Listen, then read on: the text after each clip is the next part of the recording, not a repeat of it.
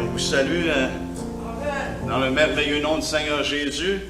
Et puis, pour ceux qui se demandent pourquoi la caméra, la semaine passée, on vous a mentionné qu'on faisait un test parce qu'il y a des gens qui nous ont demandé si on pouvait garder ça, d'avoir ça sur vidéo. Et puis, la semaine que Guy a prêché, il y a 2 semaines, du fond de la salle, ça ne sort pas bien. Et puis, la semaine passée, on l'a essayé ici, l'image était correcte, mais on a oublié d'allumer le son. Ça fait que... Là, c'est prise 2. Fait que, voyez-vous, lorsque vous regardez une vidéo, quelqu'un parle et qu'il n'y a pas de son, ça fait assez bizarre. Alléluia. Vous allez bien ce matin?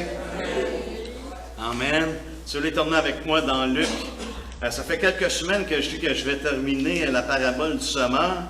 Et puis, en fin de compte, on tourne vers autre chose. Mais aujourd'hui, on va continuer, on va finaliser ce qu'on a débuté il y a plusieurs semaines, en fin de compte. Et puis, c'est sur cette parabole-là. Nous avons regardé ensemble dans Luc 8. Et je vais juste la lire une fois, et puis après ça, on va faire quelques commentaires. À partir du verset 11, ça nous dit, voici ce que signifie cette parabole. La semence, c'est la parole de Dieu. Ceux qui sont le long du chemin, ce sont ceux qui entendent. Puis le diable vient et enlève de leur cœur la parole de peur qu'ils ne croient et soient sauvés. Ceux qui sont sur le roc, ce sont ceux qui, lorsqu'ils entendent la parole, la reçoivent avec joie. Mais ils n'ont point de racines. Ils croient pour un temps et ils succombent au moment de la tentation. Ce qui est tombé parmi les épines, ce sont ceux qui, ayant entendu la parole, s'en vont et la laissent étouffer par les soucis, les richesses et les plaisirs de la vie. Et ils n'apportent point de fruits qui viennent à maturité.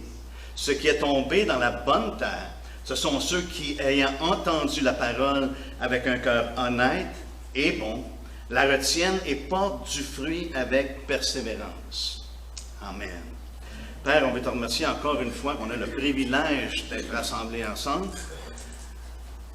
Et puis également de jeter des regards dans ta parole. Et puis on te demande que par ton Esprit Saint, tu puisses nous enseigner, Seigneur Dieu. On te demande également de disposer nos cœurs afin non seulement de l'entendre, mais d'être de ceux, Seigneur, qui la mettent en pratique. On te rend grâce encore une fois en ton nom. Amen. Amen. Ça fait qu'on a vu ensemble, depuis le début de cette parabole-là, certaines réalités spirituelles. N'est-ce pas? On a vu qu'il y avait de l'adversité spirituelle. Le diable est actif de nos jours. On a vu également qu'il y a une autre réalité qui est triste, mais il y a des gens, c'est des apparences superficielles. Ils reçoivent la parole, mais ça dure seulement pour un temps. Fait que ça paraît bien en apparence, mais ça n'a pas de racine. Ça ne prend pas vraiment sa maturité. Et on a vu ceux qui, d'un autre côté, qui des attractions séduisantes font en sorte que ça étouffe. Ça étouffe la parole de Dieu et les gens ne portent pas de fruits à maturité. Et ce matin, ce que j'aimerais qu'on fasse, c'est de regarder à la bonne terre. Et je crois que Jésus aime souvent mettre à l'épreuve notre théologie. Parce qu'il utilise des termes que de nos jours, c'est quasiment défendu d'utiliser. Je pense spécialement par rapport à l'homme. De dire que quelqu'un qui a un bon cœur, ça ne fait pas partie de la théologie moderne. Parce qu'on sait que la théologie moderne, c'est que l'homme est pourri. Hein? C'est ce que ça enseigne. Mais ici, Jésus lui-même dit, la bonne terre, c'est ceux qui ont entendu la parole avec un cœur honnête et bon. Le même terme qui est utilisé que lorsque le jeune homme riche est venu à Jésus, justement, il lui a dit « bon maître ». Et Jésus dit « pourquoi m'appelles-tu bon ?» Il y en a juste un bon, c'est Dieu. Il utilise le même terme. Donc, le Seigneur voit que l'homme a je dirais encore cette capacité de répondre à l'appel de Dieu. Que la semence puisse tomber dans une terre qui est honnête et bonne pour porter du fruit qui demeure et qui persévère. Donc, ce matin, c'est ce qu'on va regarder ensemble. Ici, je crois que ça révèle vraiment un attachement sincère de la part de ces cœurs-là qui reçoivent la parole de Dieu. Et puis, ce que j'aimerais qu'on considère, c'est que Jésus fait référence que le fruit révèle l'état du cœur. N'est-ce pas? Que ce soit un cœur qui est endurci, que le diable puisse œuvrer dans ce cœur-là, ou que ce soit des cœurs qui soient peu profonds, qui jamais la racine descend, ou des cœurs qui sont étouffés par les épines des choses de cette vie. Mais ici, il dit, le fruit va révéler quelle sorte de cœur une personne a. Si c'est un cœur honnête et bon, il va y avoir du fruit. Et puis dans la parole de Dieu, savez-vous quoi? Il y a quelque chose qu'aujourd'hui, je crois, qui est grandement négligé parmi ceux qui professent la foi en Jésus-Christ. Ce qui fait toute la différence, frères et sœurs, ce n'est pas simplement notre confession de foi en Jésus-Christ. Ce qui fait la différence, et ce que Paul mentionne, qui fait la différence, c'est le fait qu'une vie soit transformée. Allez avec moi dans Galates. Galates 6, on voit ici la pensée de Paul. Les gens discutaient de choses religieuses, même se débattaient sur ces choses-là. Et Paul a écrit Galates justement pour vraiment clarifier la situation, que les hommes, on n'est pas sauvés par nos œuvres. Mais par contre, il y a un fruit qui est évident d'une personne qui est à Christ. Cette personne-là, elle est transformée. Regardez ce qu'il dit dans Galates 6. Et on connaît bien ce passage-là, je l'ai lu à maintes reprises ici à l'Assemblée. Ça nous dit au verset 14, « Pour ce qui me concerne, loin de moi la pensée de me glorifier d'autre chose que de la croix de notre Seigneur Jésus-Christ, par qui le monde est crucifié pour moi, comme je le suis pour le monde. Car ce n'est rien d'être circoncis, on pourrait même dire ici, ce n'est rien de confesser, ou de dire que je crois, ou être incirconcis pour ceux qui rejettent la foi. Ce qui est quelque chose, c'est d'être une nouvelle création ou une nouvelle créature. Paul nous dit clairement ici, le fruit qui évidence que la parole, la semence, a pris racine, c'est qu'elle porte fruit. Et ce fruit-là, c'est un fruit de transformation dans la vie de quelqu'un. Sans ce fruit-là, vraiment la personne n'est pas née de Dieu et n'appartient pas à Christ. Il doit y avoir évidence. Savez-vous quoi? Jésus nous enseigne qu'on reconnaît un arbre comment? Par son fruit. On pourrait quasiment dire, oui, c'est en partie vrai. Ouh, Jésus dit quelque chose en partie vrai, oui. Parce qu'il y a des arbres qu'on reconnaît même s'ils ne portent pas de fruits, on les reconnaît. Mais on peut seulement reconnaître s'il est bon, comme Jésus dit, on reconnaît un arbre qui est bon par son fruit, ou si un arbre est mauvais, n'est-ce pas? C'est comme ça qu'on reconnaît. On peut reconnaître un pommier, même s'il n'y a pas de pomme dedans. Pourquoi? On le reconnaît. Mais on reconnaît si c'est un bon pommier par son fruit, ou si c'est un mauvais pommier, n'est-ce pas? Allons ensemble dans Matthieu 12. Jésus a été accusé de chasser les démons par Beelzébub. OK? Et puis, il se sert de ça pour justement enseigner le fait qu'on reconnaît un arbre par son fruit. On va commencer au verset 31. Il nous dit, c'est pourquoi je vous dis, tout péché et tout blasphème sera pardonné aux hommes, mais le blasphème contre l'Esprit ne sera point pardonné. Quiconque parlera contre le Fils de l'homme, il lui sera pardonné, mais quiconque parlera contre le Saint-Esprit, il ne lui sera pas pardonné, ni dans ce siècle, ni dans le siècle à venir. Et on sait, c'est le seul péché qui n'est pas pardonnable dans cette vie, et ça ne sera pas plus pardonnable plus tard, mais qu'on passe de l'autre bord, n'est-ce pas? C'est ce qu'il nous dit, c'est dans le siècle à venir. Ou dites que l'arbre est bon et que son fruit est bon.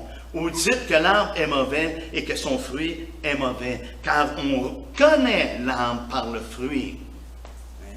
On connaît l'arbre s'il est bon ou pas bon par son fruit. Et là, ici, eux l'avaient accusé d'être un mauvais arbre. En réalité, c'est ce qu'ils faisaient. Et Jésus, regardez aux fruits, regardez ce qui se passe. Examinez, n'ayez pas peur d'examiner le fruit. Vous allez voir que le fruit est bon. Mais eux étaient bornés. Ils n'ont pas examiné le fruit. Ils avaient déjà conclu que c'était un mauvais arbre. Et ils les appellent race de vipères, n'est-ce pas? À cause de ça. Autrement dit, vous êtes les plus dangereux.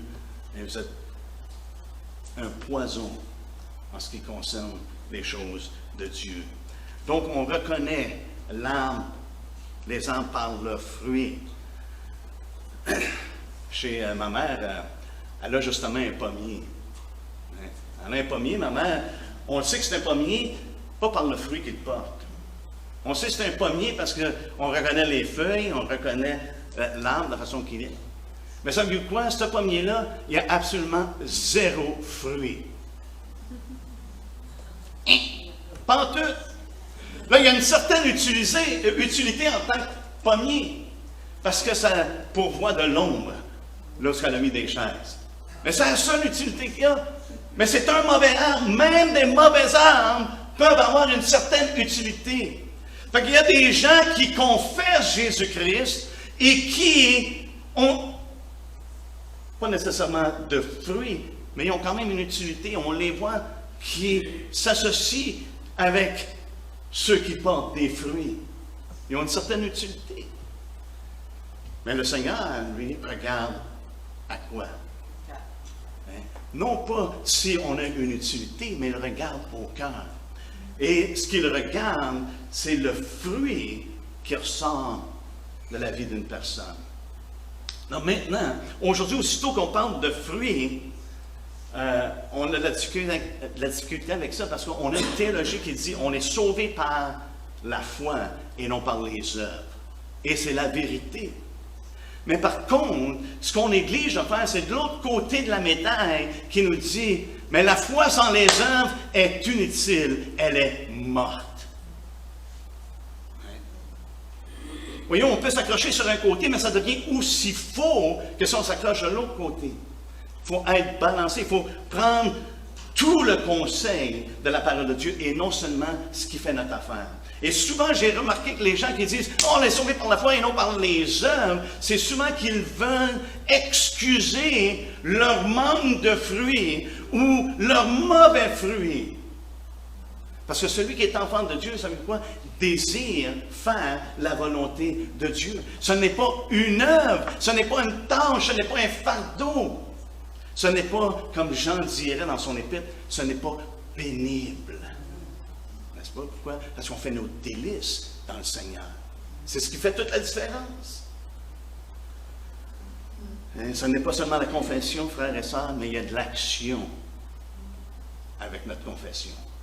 Et ça, ce n'est pas associé dans la parole de Dieu avec des œuvres salutaires. Allez avec moi, retournons dans Luc. On va aller dans Luc 3. Ouais.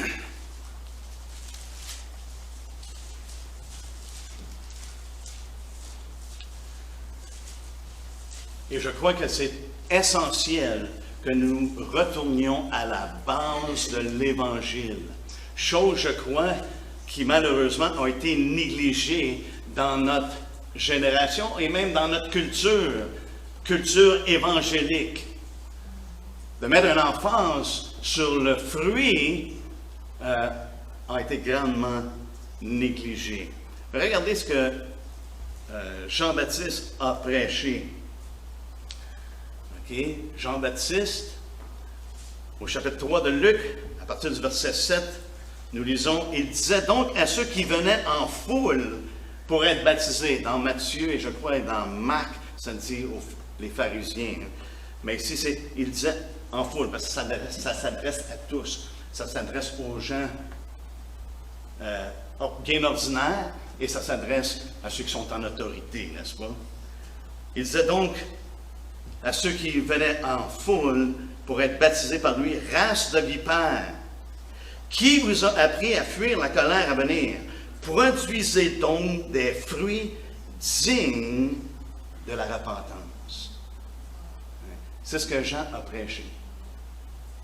Produisez des fruits dignes de la repentance. Autrement dit, une personne qui se repent, il y a un fruit qui devient évident. Un fruit qu'on peut examiner, qu'on peut voir, qu'on peut constater. C'est ce qu'il dit ici. Et là, il leur dit, « Et ne vous mettez pas à dire en vous-même, nous avons Abraham pour père. » Autrement dit, j'ai ma doctrine. Parce que les Juifs étaient forts là-dessus. J'ai ma doctrine. Moi, je suis un enfant d'Abraham. Je suis sauvé. Comme il y en a plusieurs aujourd'hui qui disent, je crois en Jésus-Christ, je suis sauvé. Et il n'y a pas de fruit digne de la repentance. Ils ont simplement fait une confession et il n'y a aucune action. Ou peu d'action. Ici, on voit comment est-ce que Jean a prêché ce message-là. Qu'est-ce qu'il dit? Nous avons Abraham pour père, car je vous déclare que de ces pierres, Dieu peut susciter des enfants à Abraham. Déjà, même la cognée est mise à la racine des arbres. Tout arbre, donc, qui ne produit pas de bons fruits sera coupé et jeté au feu. Ça ne dérange pas si vous dites que vous êtes des enfants d'Abraham. Ça ne dérange même pas si vous confessez que Jésus-Christ est Seigneur. Tout arbre qui ne produit pas de bons fruits, c'est pas moi qui le dis, Jean-Baptiste dit ça. Inspiré de l'Esprit qui a été écrit dans les Écritures afin qu'on puisse être instruit et reconnaître, est-ce qu'il y a du fruit? Et Jean ici nous dit que tout arbre donc qui ne produit pas de bons fruits sera coupé et jeté au feu. La foule l'interrogeait, disait, que devons-nous donc faire? Voyez-vous comment ils ont associé la repentance? Ils ont associé la repentance avec, oh, il y a un changement. Qu'est-ce que je dois faire? Et là, il a adressé les gens, différentes personnes concernant ce qu'ils devaient faire. Il leur répondit que celui qui a 2 tuniques partage avec celui qui n'en a point, et que celui qui a de quoi manger agisse de même. Autrement dit, ne soyez pas égoïstes. Ne vivez pas pour vous-même. Ça vous rappelle-tu quelque chose que plus tard, Jésus a commencé à prêcher? Il a prêché le même message, la repentance, n'est-ce pas? Et après ça, il a dit, si vous voulez venir après moi, il dit, renoncez à vous-même, prenez votre croix et suivez-moi. Jean ici le fait part des choses que tu te repens, ok, arrête d'agir comme tu agissais. Au verset 12, il vient aussi des publicains qui étaient haïs par les Juifs, n'est-ce pas, pour être baptisés, et il lui dit, « Maître, que devons-nous faire? » N'est-ce pas le message qu'on n'est pas sauvé par nos œuvres? Et c'est vrai. Paul s'est combattu dans Galates pour prouver qu'on n'est pas sauvé par nos œuvres. Mais il nous fait part également que la foi et la repentance vont produire des œuvres qui vont prouver le fruit, qui vont prouver si le fruit est bon ou il est mauvais. Donc il leur dit, que devons-nous faire? Il leur répondit, n'exigez rien au-delà de ce qui vous a été ordonné. Des soldats aussi lui demandèrent, et nous, que devons-nous faire? Il leur répondit, ne commettez ni extorsion, ni fraude envers personne, et contentez-vous de votre solde. Fait qu'il leur dit des choses très claires. Il leur dit, c'est quoi la repentance? En sorte que tu tournes d'abord, que tu changes de direction, que tes pensées ne sont plus les mêmes, que maintenant tu cherches à quoi? Tu cherches à plaire à Dieu. Aussi simple que ça, n'est-ce pas? Ouais, mais là, on est dans le Nouveau Testament. Jean-Baptiste il avait encore le pied dans l'Ancien Testament. Puis il avait un pied dans le Nouveau, mais il était beaucoup plus sur l'Ancien Testament. Ah oui? C'est ce que j'entends souvent dire aujourd'hui. Que Jean-Baptiste ne fait pas vraiment partie de la Nouvelle Alliance. C'est lui qui annonçait, mais Jésus et les apôtres ont annoncé de l'Alliance. Ah? Je crois, c'est dans Marc que ça dit le commencement de l'évangile de Jésus-Christ et ça parle de Jean-Baptiste. Mais, même si ça serait le cas, allez avec moi dans Actes. Là, on va parler de quelqu'un qu'on reconnaît comme étant une autorité dans l'Église. Puisqu'il a écrit pratiquement les 2/3 du Nouveau Testament, que le Seigneur l'a inspiré, l'a dirigé, l'a guidé, on parle de l'apôtre Paul. Est-ce qu'on peut s'entendre que l'apôtre Paul a une certaine autorité que le Seigneur lui a donnée en tant qu'apôtre? N'est-ce pas? Fait qu'on peut dire, lorsque Paul parle, ça veut probablement dire qu'il nous transmet un message qui vient de la part du Seigneur. Et puisque l'Esprit de Dieu a fait en sorte de s'assurer que c'était vraiment dans les Écritures, je peux oser dire, c'est avec toute autorité ce matin que je le dis et que je le prêche. Paul a prêché la repentance, frères et sœurs. Il a prêché la repentance et il a prêché non seulement la repentance, mais la conversion à Dieu. On est au chapitre 26.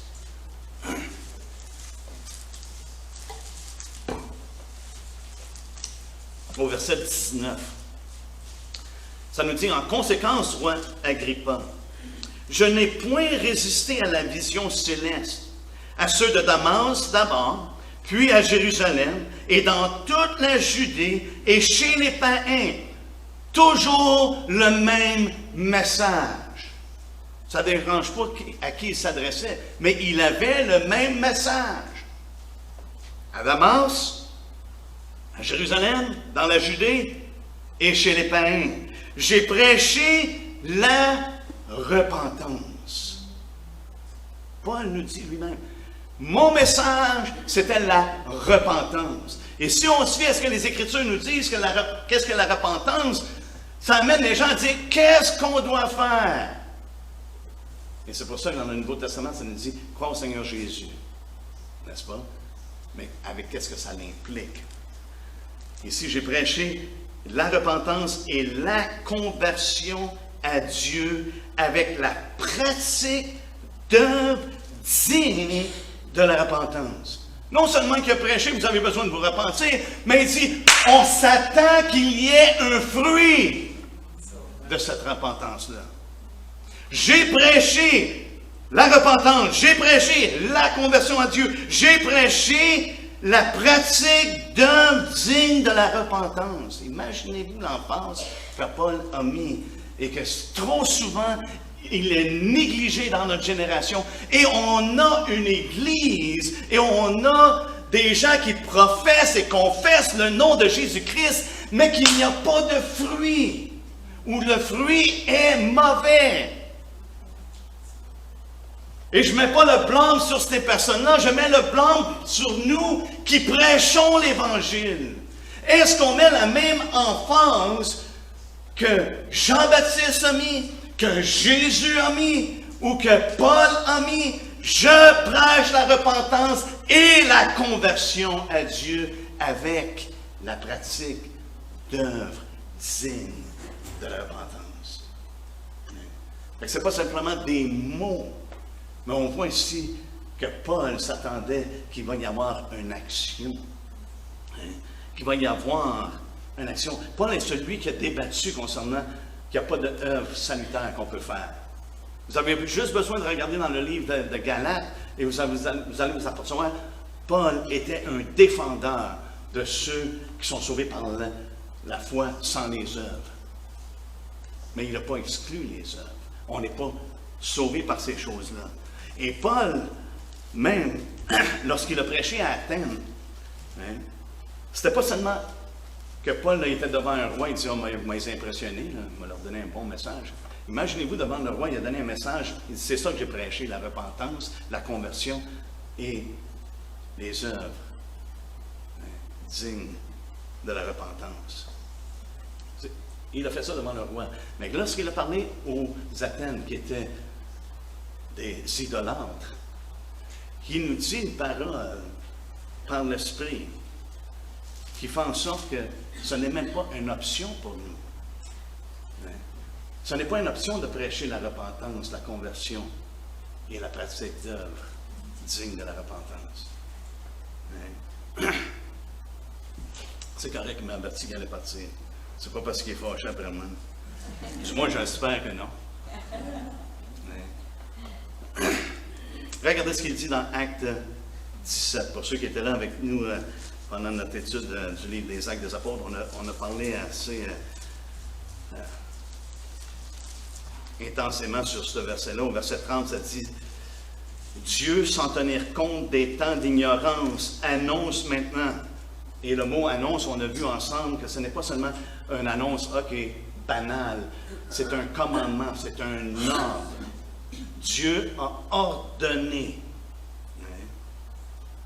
maintenant à tous les hommes en tout lieu qu'ils ont à se repentir parce qu'il a fixé un jour où il jugera le monde selon la justice par l'homme qu'il a désigné, ce dont il a donné à tous une preuve certaine en le ressuscitant des morts. Dieu annonce à tous les hommes, dans tous les lieux, qu'ils ont à se repentir. Et c'est ce que Paul a fait. Il a prêché la repentance et la conversion. Et je crois qu'en 2020, nous avons une obligation de retourner à la base de l'Évangile et de communiquer la parole de Dieu et de vraiment obéir à l'ordre qu'il nous a donné. Non seulement à nous, mais qu'il a donné à tous les hommes, en tout lieu. Ça s'adresse, et c'est ça que Paul avait dit au roi, il dit, que ce soit à Damas, que ce soit à Jérusalem, que ce soit dans toute la Judée ou que ce soit chez les païens, c'est le message que j'ai prêché. Il n'avait pas adopté son message pour plaire à ceux qui étaient devant lui. Il a été fidèle à la parole de Dieu. Il a été fidèle à l'ordre qu'il avait reçu de prêcher l'Évangile. Et on se doit également d'être fidèles, frères et sœurs, et de prêcher la repentance, de prêcher la conversion. On doit s'attendre que lorsqu'une personne confesse Jésus-Christ, qu'il va y avoir une transformation, qu'il va y avoir du fruit. Sinon, savez-vous quoi? Selon les Écritures, non pas selon mon idée, mon opinion, mais selon les Écritures, cette personne-là n'est pas née de nouveau. Et Jésus dit, vous ne pouvez pas voir le royaume ou entrer dans le royaume à moins d'être né de l'Esprit, à moins d'être né de nouveau. Qui sommes-nous pour amoindrir ou essayer d'attendrir le message de Christ? Nous avons une responsabilité et je pense que notre génération va avoir à rendre compte énormément pour qu'est-ce qu'on a communiqué comme étant l'Évangile, tout en ignorant complètement le message que Dieu nous a donné à transmettre. Ce n'est pas à nous de dire « Ah, mais ça ne plaît pas aux gens ». Savez-vous ce que ça me fait penser, ça? Ça me fait penser à un autre évangile. Lorsqu'on commence à vouloir plaire aux hommes, Paul dit, si je plaisais encore aux hommes. Hein? Ça veut dire que l'évangile de Jésus-Christ, pour ceux qui refusent de plier le genou, pour ceux qui refusent de croire, c'est quelque chose qui déplaît aux hommes. Il nous dit dans Corinthiens, n'est-ce pas, que c'est de la folie, ou c'est une offense.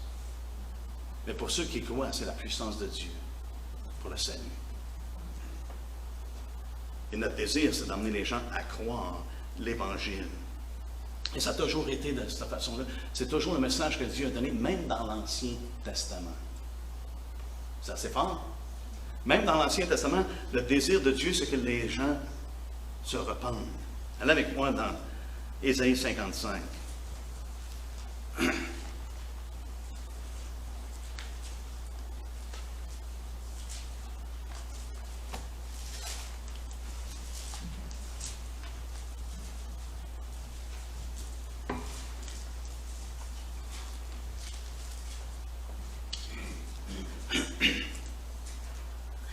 Ésaïe 55. Au verset 6, ça nous dit « Cherchez l'Éternel pendant qu'il se trouve, invoquez-le tandis qu'il est prêt. Que le méchant abandonne sa voie, et l'homme d'iniquité ses pensées, qu'il retourne à l'Éternel qui aura pitié de lui. » Ce qu'il décrit ici, c'est la repentance. Que le méchant abandonne sa voie et l'homme d'iniquité ses pensées. On voit ici comment est-ce que la voix d'une personne, les pensées d'une personne, est-ce que c'est tourné vers Dieu ou non, ça continue de faire leur propre cheminement, leur propre vie. Et trop souvent, malheureusement, c'est ce que les gens font. Dans Proverbe 28:13, ça nous dit « Celui qui cache ses transgressions ne prospère point, mais celui qui les avoue et les délaisse obtient miséricorde. » Si l'enfance est mise sur « Hey, la miséricorde de Dieu, il est miséricordieux. » Mais qui obtient la miséricorde? C'est celui qui délaisse. Qui avoue, qui confesse et qui délaisse. Autrement dit, il fait confession, il se repent, il les délaisse. C'est celui-là qui obtient la miséricorde. C'est ce que la parole de Dieu nous fait part. Voyez-vous, c'est possible de confesser Jésus-Christ. C'est possible de dire, je crois en Jésus-Christ et ne pas être sauvé, ne pas être transformé. C'est une chose qu'on voit dans les Écritures et dont Jésus nous fait part.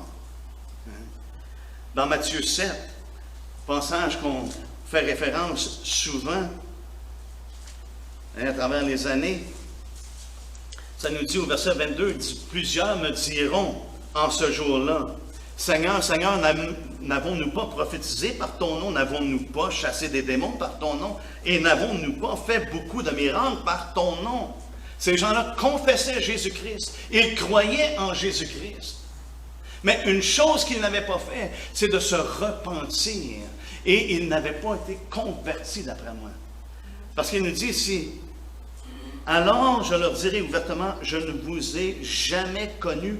Retirez-vous de moi, vous qui commettez l'iniquité. » Ils n'ont jamais abandonné leur iniquité. Leur pensée est encore liée par l'iniquité. Et c'est ce qu'il dit aux méchants. Il dit, c'est d'abandonner leur iniquité, leur pensée. L'iniquité de leur pensée. Et ici, ces personnes-là ont fait toutes sortes de choses au nom du Seigneur, mais sans jamais avoir abandonné leur iniquité. L'iniquité, ça fait référence dans les Écritures de choses qu'on ne voit pas nécessairement avec les yeux. C'est plutôt le péché qui est interne. C'est le péché qui est dans la tête, dans nos pensées. Nos réflexions ne sont pas sur Dieu. Personne ne peut connaître la pensée d'un autre homme nécessairement, n'est-ce pas? Et c'est ça qui est dangereux. Mais si le Seigneur, lui, il voit.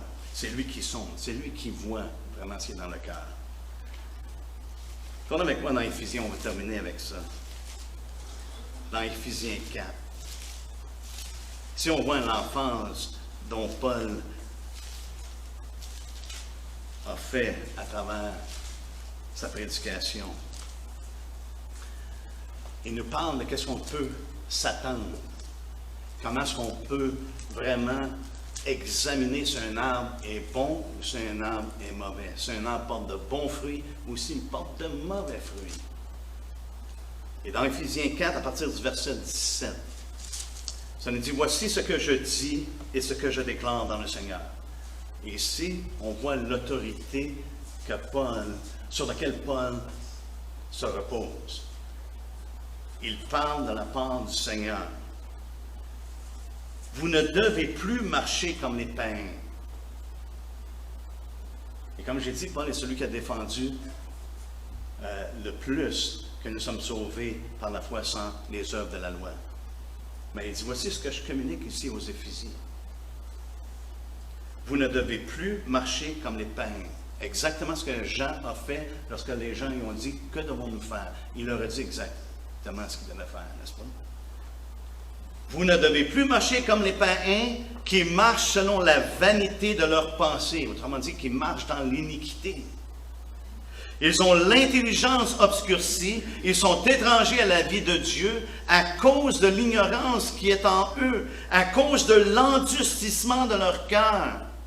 Ayant perdu tout sentiment, ils se sont livrés au dérèglement pour commettre toute espèce d'impureté jointe à la cupidité. Mais vous Mais vous et moi, ce n'est pas ainsi que vous avez appris Christ.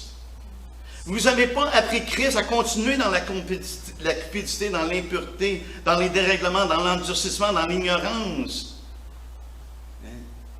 Contrairement à la vie de Dieu, dans l'obscurité. C'est pas comme ça que vous avez appris Christ. Regardez ce qu'il dit. Mais vous, ce n'est pas ainsi que vous avez appris Christ. C'est pas comme ça que Christ a été prêché.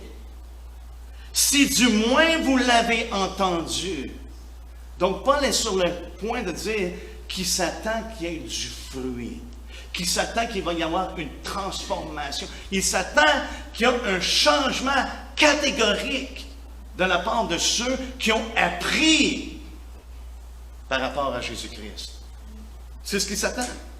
Mais vous, c'est pas ainsi que vous avez appris Jésus-Christ, si du moins vous l'avez entendu, et si conformément à la vérité. Donc, s'il y a quoi qui ne se passe pas dans la vie d'une personne, ce n'est pas conforme à la vérité. Une personne qui demeure la même, qui n'est pas transformée, qui n'est pas née de l'Esprit, ce n'est pas conformément à la vérité. C'est ce que Paul est en train de nous dire. Conformément à la vérité qui est en Jésus. C'est comme ça que vous avez appris Jésus. C'est en lui que vous avez été instruits à vous dépouiller. Savez-vous quoi? Ça serait considéré un salut par les œuvres de nos jours. Hein? Après se dépouiller, ça c'est des œuvres. On est sauvé par la foi sans les œuvres. Celui qui a fait la promotion d'être sauvé par la foi sans les œuvres, c'est celui qui nous dit, voici la façon que vous avez appris Jésus-Christ. Conformément à la vérité qui est en Jésus, vous avez été instruits à vous dépouiller concernant quoi? La vieille vie, par rapport à votre vie passée, à votre vieille vie, du vieil homme qui se corrompt par les convoitises trompeuses. Et vous avez appris également à être renouvelé dans l'esprit de votre intelligence et à revêtir l'homme nouveau. Oh, mais ça, c'est de l'œuvre, ça. Il faut que je fasse de quoi? Hey! Je lisais justement cette semaine concernant Josué qui était devant, dans Zacharie, qui était devant l'Éternel. Zacharie avait cette vision-là. Et Josué avait des vêtements qui étaient sales. Il a dit, enlevez-lui les vêtements qui sont sales et donne-lui un nouveau vêtement, afin qu'il puisse se tenir dans sa présence. Nous, on ne se tient pas devant Dieu avec notre vieil habit, nos vieux vêtements. On se tient devant lui parce qu'on a revêtu Jésus-Christ. Hein? Il nous dit de revêtir l'homme nouveau, créé selon Dieu. Wouh! Hein? Hey, Paul n'hésite pas sur l'évangile dont il prêche, n'est-ce pas? Et ce qu'il a enseigné aux gens. Il y a un homme nouveau qui est créé selon Dieu dans une justice et une sainteté que produit la vérité. Conformément à la vérité, il va y avoir une justice et une sainteté qui vont être portées. Ça va être comme un fruit dans la vie d'une personne. Que maintenant, je ne vis plus pour moi-même. Je ne vis plus dans l'injustice, dans le péché. Et c'est vraiment le contraste qu'il fait ici entre la justice et le péché, n'est-ce pas? On ne vit plus de cette manière-là. Maintenant, le fruit, c'est plus le péché qui est mon fruit. Hein? Le fruit dans ma vie, c'est la justice et la sainteté. Autrement dit, Dieu m'a mis à part maintenant. Je ne suis plus de ce monde. Je vis dans ce monde, mais je ne suis plus de ce monde. Et ça veut dire quoi? C'est quelque chose qui est visible. Ma mère a beau avoir un pommier, mais il n'y a pas de pomme dedans. C'est un mauvais arbre. C'est un mauvais arbre. Et on peut s'attendre en tant que chrétien, c'est ce qu'on doit faire, d'examiner. On est appelé à examiner. Et même de s'examiner soi-même, voir si on est vraiment dans la foi. Ne réalisez-vous pas, Paul dit, que Christ est en vous. Vous êtes une nouvelle créature, une nouvelle création. Vous avez revêtu l'homme nouveau. Et ça, c'est conformément à la vérité. Et je trouve tellement triste de voir un évangile qui n'a pas de puissance pour transformer la vie des gens. Et pour ma part, ça veut dire qu'on ne prêche pas l'Évangile. Pourquoi? Parce que Jésus dit, quand la semence tombe dans une bonne terre, une terre honnête, un cœur honnête et bon, elle porte du fruit. Pourquoi? Parce que tout est dans la semence. Donc, c'est la condition du cœur. Si une personne vraiment reçoit la parole de Dieu, c'est à eux que le Seigneur donne la puissance de devenir des enfants de Dieu. Parce qu'ils ont reçu la semence. Et cette semence-là, frères et sœurs, vous pouvez être certains qu'elle va porter du fruit. Elle va porter du fruit. Et je crois que c'est une injustice de notre part de ne pas s'attendre qu'il y ait du fruit. Et c'est une injustice envers les gens à qui on partage l'Évangile. Lorsque l'Esprit de Dieu est à l'œuvre, frères et sœurs, on peut s'attendre. Il vous a transformé. Est-ce qu'il vous a transformé? Est-ce que vous êtes transformé? Pourquoi êtes-vous transformé? Parce que vous avez reçu la parole de Dieu. Et cette semence-là, elle porte fruit. Amen. Et ça, ce n'est pas de la chair. C'est de Dieu. Amen. C'est ça l'Évangile de Dieu. Alléluia. Est-ce qu'on peut se lever ensemble? Je ne suis pas fâché en passant, mais je suis excité. Parce que la parole de Dieu, c'est la vérité. Et c'est cette parole-là qui perce les cœurs. C'est lorsqu'ils ont entendu la parole de Dieu que les cœurs étaient percés, n'est-ce pas? Les cœurs étaient touchés. Et ils ont demandé, dans le livre des Actes des Apôtres, ils ont demandé, qu'est-ce qu'on fait? Vous voyez la réaction, qu'est-ce qu'on fait? Repentez-vous était le message. Soyez baptisés. Et ça, c'est l'action. C'est la conversion. Wow! Je me repens. OK, je suis baptisé. Et vous allez recevoir le don. De quoi? Le don de l'Esprit, n'est-ce pas? Parce que c'est ça qui fait en sorte la croissance et le fruit qui agit en nous et qui porte fruit. Père, on te rend grâce pour ta parole. On te remercie, Seigneur Dieu, pour ton esprit. On te demande, Seigneur, de l'engraver dans nos cœurs, cette parole, afin qu'on ne l'oublie pas. On te prie également, Seigneur Dieu, que tu nous gardes, afin que le diable ne l'enlève pas. Mais Seigneur, qu'on soit vraiment ancré en toi. Et puis qu'on soit instruit par toi, conformément à la vérité qui est en Jésus-Christ. On te remercie au nom de Jésus. Amen. Soyez abondamment bénis.